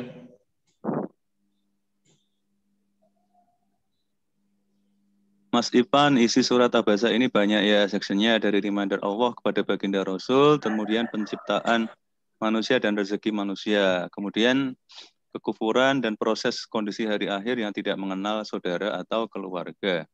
Kenapa ya Mas Ivan strukturnya gitu? Silakan Mas Ivan. Kenapa strukturnya begitu? Karena Wallahu a'lam, ini firman Allah gitu kan, dan tentunya Allah lah yang mempunyai wewenang untuk berfirman mau awalnya itu atau akhirnya itu gitu. Saya belum belum tahu untuk ini. Jadi saya tidak mungkin memberi jawaban yang saya tidak tahu. Tapi Allah alam bahwa ini firman Allah gitu. Bahwa Allah mau berfirman seperti itu karena Dia yang berfirman dan Dia yang memberikan wahyu kepada Nabi gitu. Bahwa mau awalnya ini atau akhirnya itu ya itu wewenang Allah. Allah menghendaki seperti itu mungkin. Tapi untuk kenapa strukturnya begitu, Allah alam saya mungkin tidak berani untuk menyampaikan apa yang tidak saya tahu gitu. Mungkin seperti itu Pak. Saya mohon maaf kalau mungkin jawabannya kurang itu memuaskan. Itu mungkin Allah alam bisawab. Ini mengingatkan saya pada kata-kata Ustadz Noman yang pernah bilang Quran could be entertaining but Quran cannot Quran itu bisa entertaining gitu. Kayak kalau kita ikut story night gitu, itu sangat entertaining gitu. Ustadz Noman menceritakan entah kisah Nabi Musa, entah kisah Nabi Adam dan seterusnya yang lain. Jadi kita sangat 3 jam mau 4 jam kita nggak ngantuk terus tersihir gitu. Bahkan setelah acara selesai masih terus kumpul gitu. Pada saat itu belum ada larangan untuk jaga jarak.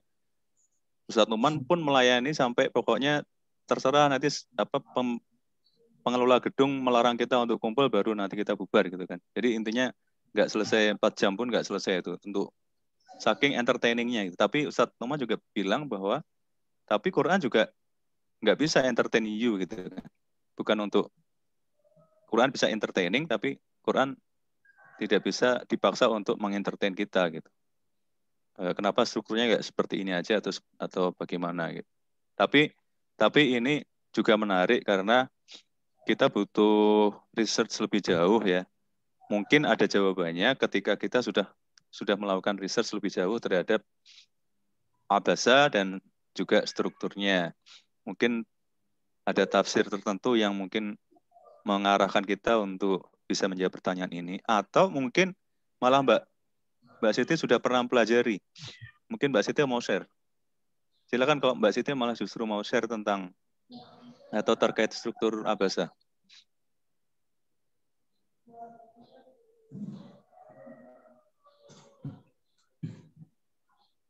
Silakan Mbak Siti.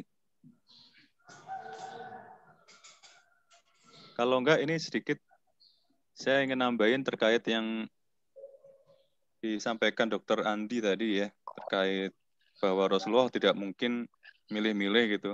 Dan Ustaz juga menyebutkan bahwa Rasulullah seperti yang Dr. Andi sampaikan tadi, dalam keadaan ini gimana ini ya, gitu kan.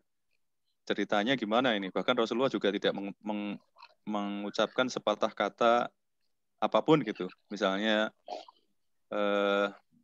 Abdullah Ibn Maktum itu misalnya, tunggu dulu ya, aku lagi sama ini. Enggak juga gitu. Karena kata-kata seperti itu bisa berukhisat gitu kan, bisa menyakiti hati Ibn Umi Maktum gitu. Jadi Rasulullah juga sangat menjaga. Tapi ada satu hal yang menarik yang disampaikan juga oleh Ustadz Numan, yaitu bahwa kalau kita mempelajari dari Quran melalui cerita-cerita dari nabi-nabi yang lain selain Rasulullah Muhammad SAW, seperti yang dialami misalnya Nabi Soleh, Nabi Syuaib, dan nabi-nabi yang lain yang juga memberi khutbah kepada kaumnya, mereka ini ingin mencapai the most influential people of the society gitu. Jadi ingin mencapai orang-orang penting gitu yang berpengaruh, yang punya kekuasaan gitu kan. Jadi memang hal seperti itu ada di kisah-kisah nabi-nabi zaman dahulu. Dan itu juga masih berlaku sampai sekarang gitu kan. Sampai ada wah pasti Islam jadi makin mantap nih misalnya kalau Obama masuk Islam gitu kan. Atau Michael Jackson mengucapkan kalimat syahadat gitu kan. Atau Lindsay Lohan sudah ya, kalau itu juga dibahas Ustadz juga nama-nama itu ada yang sudah masuk Islam, ada yang belum. Jadi itu memang fenomena yang umum. Jadi seperti itu. Bahkan Nabi Musa itu kan idhab ila Fir'aun, ya kan, innahu tagha kan. Itu bukti ya. Nabi Musa pun dikirim ke Fir'aun lebih dulu sebelum akhirnya bicara sama kaumnya. Bahkan Nabi Muhammad SAW sendiri, Ustadz Numan menyebutkan dikirimnya ke Ummi Qura, ya kan? Jadi the mother of all the towns, ibunya kota-kota gitu. Padahal di Saudi Arabia itu banyak kota gitu kan. Tapi pusat ekonomi dan pusat politik adalah Mekah. Itu adalah ibunya kota-kota di Saudi Arabia.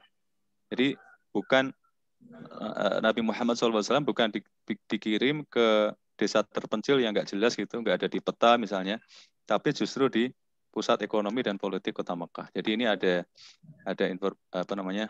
yang bisa kita pelajari bahwa memang kalau kita ingin melakukan perubahan, ya kita bisa melakukan perubahan yang cukup signifikan dengan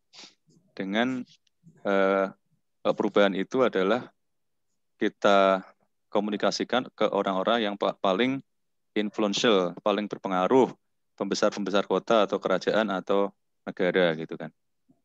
Itu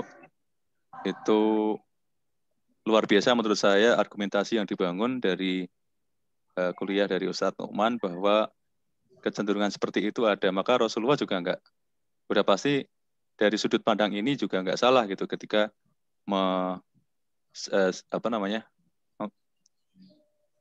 mempertimbangkan pentingnya berdakwah ke pembesar-pembesar yang kesempatan itu waktu itu ada gitu kan. Dan namanya pembesar itu, namanya orang penting itu punya waktunya kan sedikit, nggak banyak gitu. Makanya itu luar biasa.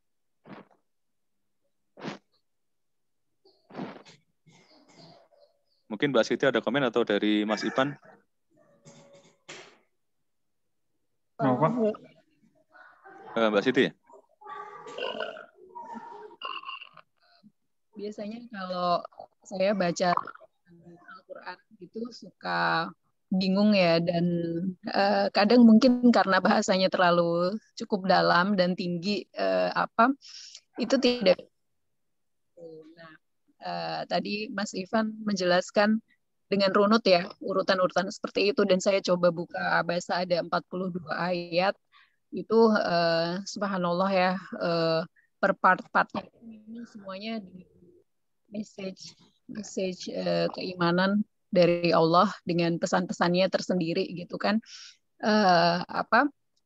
Dalam satu konteks ayat itu poinnya banyak banget gitu. Nah, berarti kita nggak bisa kayak baca sekali kemudian bisa memahami poin dari surat itu. Dan tadi disampaikan, saya juga baru paham dari yang abasa wa tawalla, yang muka masam, ataupun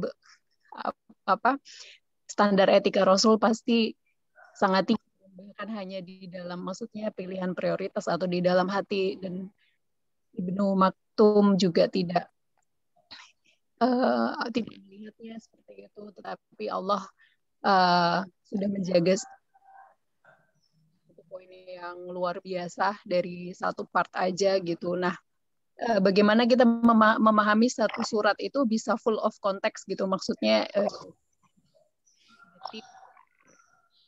Pak Heru, misalnya kalau kita baca surat pendek mungkin ini message-nya satu nih, tapi kalau ini message-nya tuh banyak gitu loh. Itu yang mungkin bisa menyerap message itu. Lebih ke sana sih Pak atau Mas Ibu. Mungkin mau nambahin dikit, Mas Heru. Silakan Dok. Yang itu strukturnya tuh gini, yang saya tahu ya, kalau saya udah lumayan banyak denger ini ya, walaupun baru sedikit dari ratusan videonya, tapi kalau cara Ustadz nerangin itu ya, polanya yang saya tangkap ya, mohon diperbaiki kalau ada.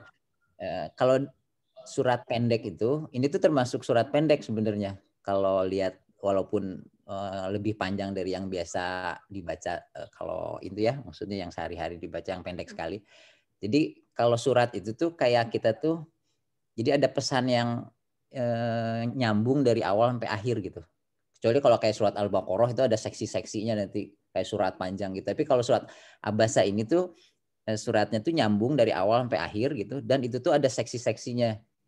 Cuman saya udah lama dengernya tuh, yang saya ingat tuh gini, ini ada 4 seksi. Seksi pertama tuh ada 4 bagian. Seksi pertama tuh, ini tolong diperbaiki kalau saya ini, itu harus dengar lagi kuliahnya. Seksi pertama tuh tentang bahwa ada orang yang pembesar-pembesar yang menganggap dirinya itu lebih dibutuhkan gitu. Jadi mereka nganggap bahwa pesannya sama pengantar pesannya itu butuh mereka gitu. Sebenarnya ada dibandingkan sama, apalagi dibandingin sama orang yang nggak istilahnya nggak punya duit lah, nggak terpandang, apalagi istilahnya pokoknya bukan siapa-siapa lah gitu. Tapi buat Allah itu ternyata kebalikannya, yang dilihat itu keinginannya gitu, keinginan belajar Islamnya. Terus seksi kedua itu tuh apa namanya Allah tuh ngingetin bahwa jadi Allah tuh marah gitu ketika kamu kira tuh orang-orang Quraisy itu tuh nganggap diri mereka tinggi, dianggap pesennya itu butuh mereka. Langsung Allah menjelaskan, ini pesen ini tuh, si Quran ini tuh udah pesan yang paling bagus, dia tuh terletaknya di seven heaven gitu. Terus juga cara menurunkannya aja itu yang dijelaskan itu, kalau cara nulisinnya itu yang tadi Pak Ivan bilang kan ada seluruh kitab itu kan katanya digabung menjadi satu. Sama Allah tuh ada tempatnya. Zabur, Injil, itu tuh ada di sisi Allah. Sampai penurunannya aja ke manusia itu tuh urutannya nanti di copy dulu, ditulis sama malaikat khusus yang nulis. Jadi istilahnya mau diturunkan apa ayat Quran terus ditulis, kemudian nanti baru disampaikan ke Jibril. Itu cara penurunannya aja sangat luar biasa. Kemudian si malaikatnya aja tuh sangat terpilih gitu, sifat-sifatnya dijelaskan. Jadi si pesan ini tuh jauh di atas kamu-kamu yang nggak ada artinya gitu. Jadi ada orang kalau istilahnya kalau orang kata Ustadz itu kalau orang nyampein sesuatu terus nggak tersampaikan kan, kalau orang yang baik kayak Rasul itu tuh nganggap sayanya yang kurang atau pesennya yang kurang gitu. Antara dua itu aja, kalau nggak keterima tuh kalau pesennya kurang bagus atau sayanya kurang bagus nyampeinnya. Nah Allah tuh membahas di sini tuh tentang bahwa pesennya ini tuh udah luar biasa, ini nggak ada pesan yang lebih bagus lagi, konten yang lebih bagus lagi dari si Quran ini, sampai tempatnya, tempat tertinggi yang kamu anggap orang tinggi itu tuh sebenarnya nggak ada apa-apanya gitu. Terus, nah di ayat selanjutnya tuh di seksi ketiganya tuh sama Allah tuh langsung dibalikin bahwa mereka tuh rendah sekali gitu. Kamu tahu nggak sih kamu diciptain dari apa gitu? Kamu tuh dari nutfah gitu. Jadi kalau yang saya dari sudut pandang kedokteran itu kan di Quran tuh ada manusia itu diciptakannya 3 dibahas itu, dari tanah, dari nutfah, dari air sperma gitu, sama dari air. Itu tuh sesuai dengan persepsi manusia terhadap 3 hal tadi. Kalau misalnya sperma itu kan orang tuh aduh nggak mau ngomonginnya, malu lah gitu ya. Maksudnya males lah ngomongin yang sperma gitu tuh. Jadi itu tuh begitu cairan yang rendah gitu istilahnya. Kalau misalnya ada di spray tuh dibersihin, terus nggak mau diomongin lah. Kayak pasien-pasien saya tuh kalau misalnya disuruh periksa, kalau misalnya nggak susah punya anak misalnya, sebenarnya kan suaminya disuruh periksa sperma, disuruh ke Prodia itu ngebahasnya tuh kurang enak kan, nanti diperiksa spermanya, nanti caranya nanti tanya aja ke Prodia gimana cara ngeluarin spermanya. Nah itu tuh bukan suatu hal yang pokoknya tidak menyenangkan untuk dibahas dan sangat rendah gitu.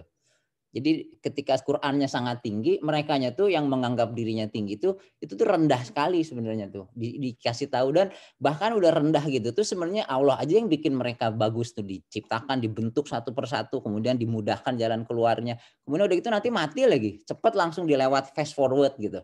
Dari mulai lahir terus nggak dibilang dia bakal jadi orang besar dulu, langsung mati terakhirnya tuh. Nah itu seksi yang ketiga kalau nggak salah. Nah yang keempatnya itu saya lupa gitu. Yang keempatnya itu pokoknya kenapa tiba-tiba ngebahas tentang hendaknya manusia itu memperhatikan apa yang dia makan.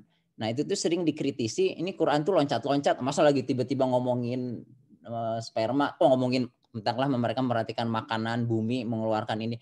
Tapi kalau nggak salah di videonya tuh dibahas kenapa itu tuh sangat berhubungan gitu sama bahasan selanjutnya.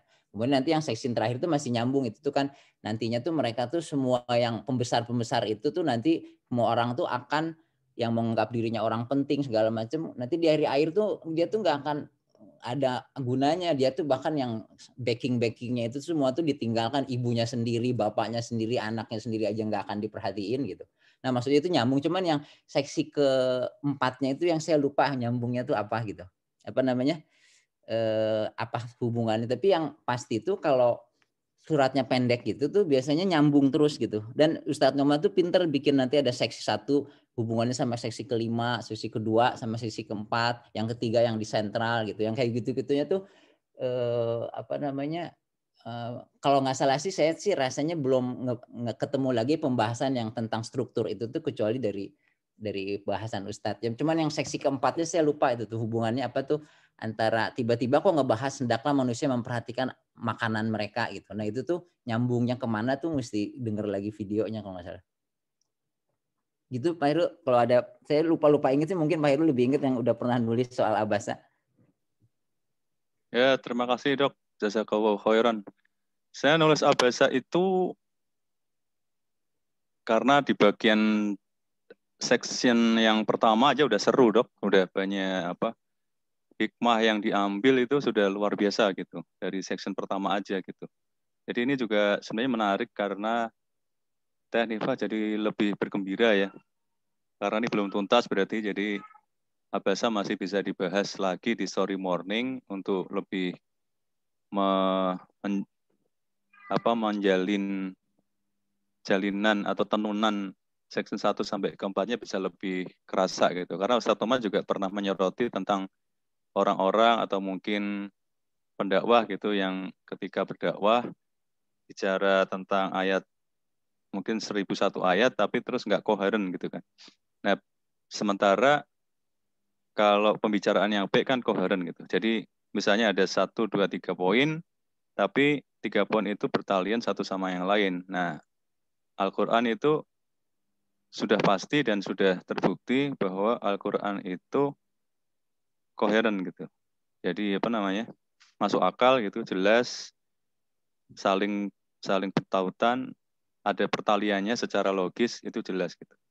Ini bisa untuk PR sih Dok, kalau misalnya dari yang hadir di sini mungkin belum ada yang bisa share tentang yang section keempat itu, atau merangkum dari section 1 sampai ke-4 secara utuh, pertalian secara logisnya seperti apa.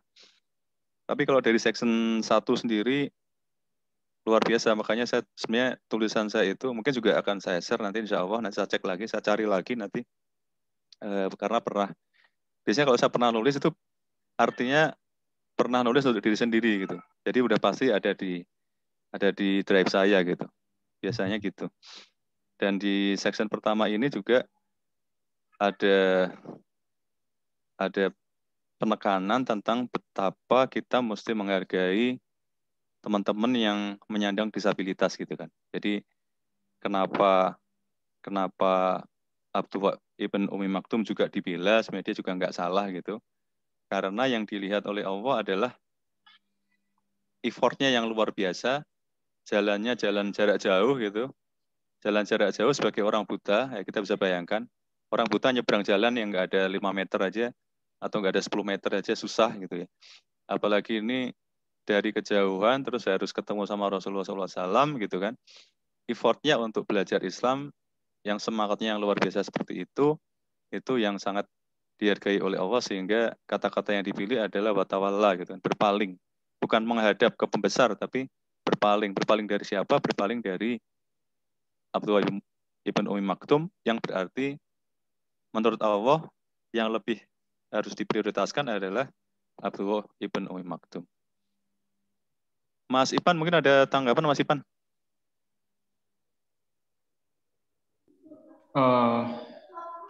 Ya mungkin sedikit yang saya mau tambahkan mungkin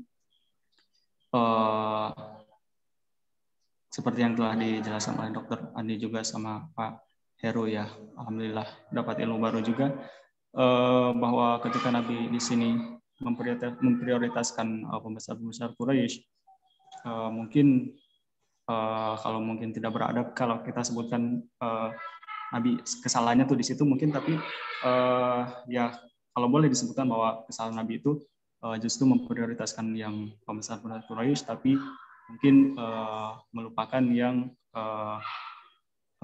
orang-orang kecil gitu. karena dakwah tulis sagir li rijal wan nisa wal sagir wal kabir walil ghani wali al fakir. Dan sebetulnya Nabi Muhammad SAW mungkin tidak salah, cuman yang salah itu ketika Nabi tidak memperhatikan semuanya gitu, hanya memperhatikan satu sudut saja gitu. Mungkin tapi Allahu a'lam bishawab. Ala kulli hal, tentunya ini dapat kita ambil pelajarannya dari kisah ini, dan tentunya insya Allah kita bisa meneladani setelah itu dari apa yang telah dicontohkan oleh Nabi SAW. Ya mungkin seperti itu Pak. Terima kasih. Saya mohon maaf kalau atas segala kekurangan dan kesalahan. Ya saya cukup mungkin. Terima kasih.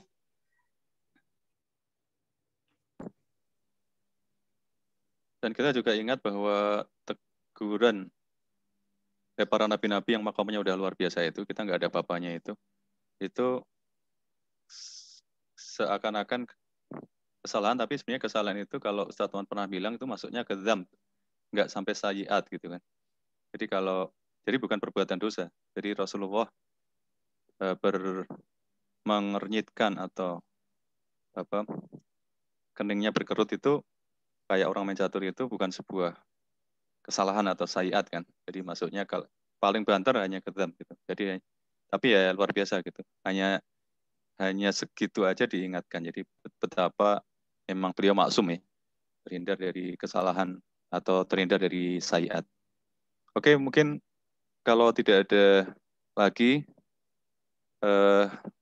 final statement Mas Ipan, mungkin motivating words, kata-kata untuk mengencourage kita untuk belajar Al-Quran atau belajar bahasa Arab, atau yang mungkin juga motivasi yang luar biasa dari teman-teman Sukabumi gitu, mungkin bisa di-share Mas ke kita Mas.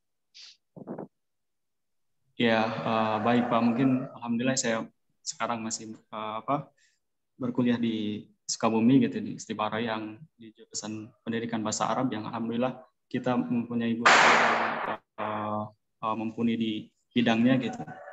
Kita juga dapat dan alhamdulillah pembelajaran juga menggunakan bahasa Arab langsung gitu. Sehari-hari juga menggunakan bahasa Arab. Jadi mungkin kalau ada saudara mau daftarkan ke sana ya alhamdulillah, insya Allah. Tapi untuk belajar bahasa Arab, dan karena saya juga awalnya dari SMK gitu, tidak tahu sama sekali dari nol sekali gitu.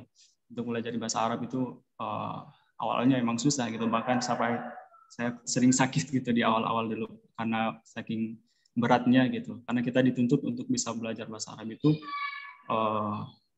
tiap hari kita dituntut, karena tidak mungkin kita bisa berkomunikasi dengan yang lainnya kalau kita tidak menggunakan bahasa Arab gitu. Nah, tapi alhamdulillah selama 1 tahun kita untuk bisa membekalan belajar bahasa Arab yang dilanjutkan dengan kuliah setelah itu. Salah satu yang saya dapatkan di sana itu karena lingkungannya juga bagus, alhamdulillah kita bersama mereka sering mengingatkan kita bahwa kamu tuh harus belajar bahasa Arab dengan serius gitu. Ketika kamu malu ketika orang-orang yang dengan bahasa yang berbeda selain bahasa Arab itu berbicara kepadamu, bertanya kepadamu dengan bahasa mereka, kamu malu gitu. Tapi kenapa sih ketika kita mencintai Allah dan Allah mengajarkan kita dengan bahasa Arab ini, tapi kenapa kita tidak malu ketika mungkin Allah nanti bertanya kepada kita dengan menggunakan bahasa Arab. Lalu untuk kedua mungkin salah satu pengingat untuk diri saya dan juga teman-teman, misalnya ada satu kata-kata yang saya dapatkan dari Syekh Khatib Hafizahullah Ta'ala, bahwa ij'alu ayyamakum yaumas siyam waj'alu aidakum yauma antal qawrabakum. Katanya jadikanlah hari-harimu itu seperti hari puasa gitu. Kenapa hari puasa? Karena di bulan Ramadan ini, karena kita ketahui bahwa suasananya tuh enak gitu, ibadah lebih khusyuk.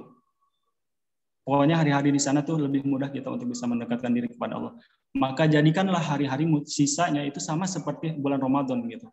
Dan jadikan akhirnya di yaumul Aid, itu hari Lebaran gitu.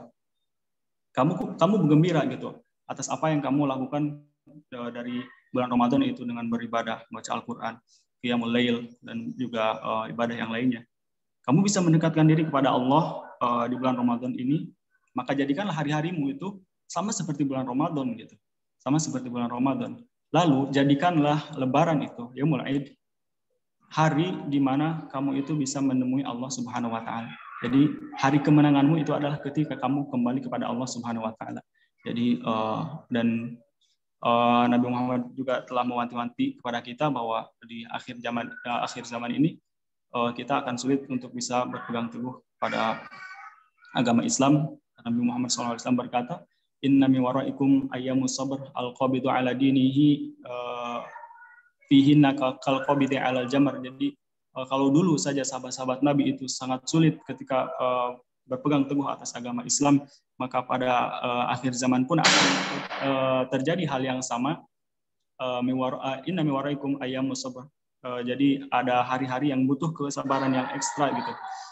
Al-qabitu ala dinihi, jadi ketika orang yang mau berpegang teguh kepada agamanya itu sangat sulit sekali.